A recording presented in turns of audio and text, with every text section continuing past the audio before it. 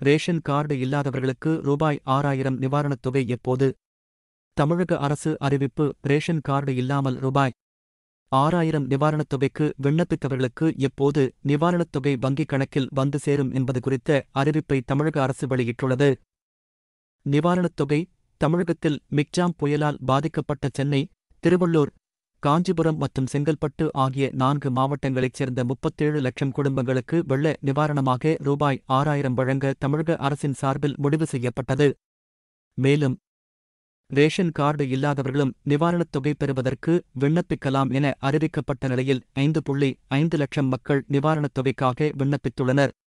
இவ்வாறு ration card இல்லாமல் நிவாரணத் தொகை பெற விரும்பும் பொதுமக்களுக்கு ரொக்க பணமாக இல்லாமல் வங்கிக் கணக்கில் பணம் செலுத்தப்படும் என தமிழக அரசின் சார்பில் அறிவிக்கப்பட்டது. ஆனால் தற்போது வரையிலும் வங்கிக் கணக்கின் மூலமாக ரூபாய் 6000 நிவாரணத் தொகை பொதுமக்களை சென்றடையாத நிலையில் பொதுமக்கள் கேள்வி எழுப்பி வருகின்றனர். இந்நிலையில் விண்ணப்ப படிவங்கள் அனைத்தும் சரிபார்க்கப்பட்டு வரும் நிலையில் அடுத்த ஒரு வாரத்திற்குள் வங்கிக் கணக்கில் நிவாரணத் தொகை வழங்க ஏற்பாடு செய்யப்பட இருப்பதாக அதிகாரிகள் தெரிவித்துள்ளனர்.